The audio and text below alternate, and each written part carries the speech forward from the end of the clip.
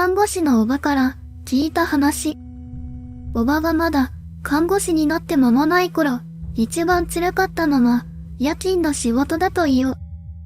夜中に定時に見回りをしたり、容体の急変した患者さんへの対応をしたり、結構やることは多いらしい。体がまだ慣れてないので眠くなるし、夜の病院はまだ新人ナースのおばには少し気味悪い。いつものように病室を一つ一つ見て回っていると、3階の病室に差し掛かった時、一人の患者さんが上半身を起こして、ぼーっと窓を眺めているのに気づいた。80過ぎのおじいさんの患者さんだ。おばが声をかけると、おじいさんは、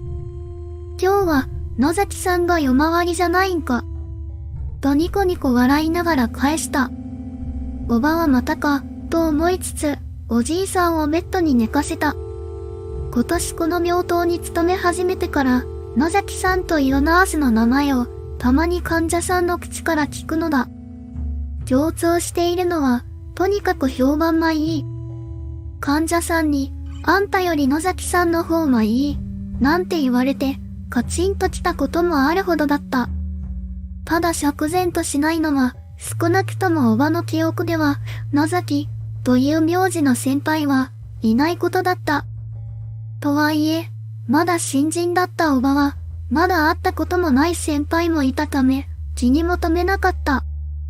ナースステーションに戻ったおばは、世間話ついでに、何気なく、野崎さんのことを先輩に聞いてみた。すると先輩ナースは書類を整理しながら、面倒そうに返した。ああ、野崎さんね、前ここに勤めてたんだけど、去年亡くなったの、自殺、いろいろあったみたい。おばは心底ゾッとした。何かの間違いであってほしいと、さっきおじいさんとの会話のことを話してみたが、よくあることだから。先輩ナースは表情も変えず、そっけなく答えた。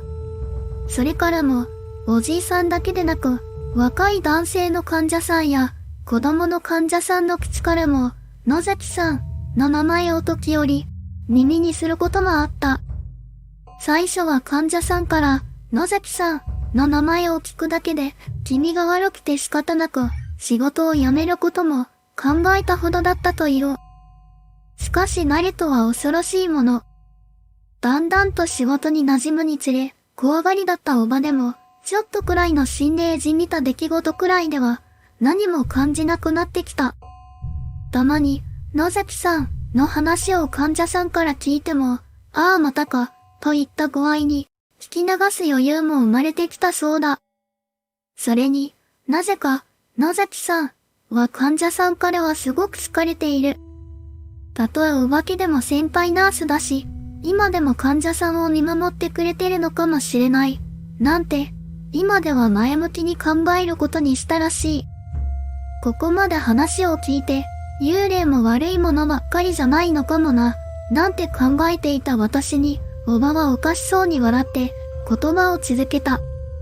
ただね、野崎さんに会った患者さんってみんな2、3日の間に亡くなっちゃうのよね。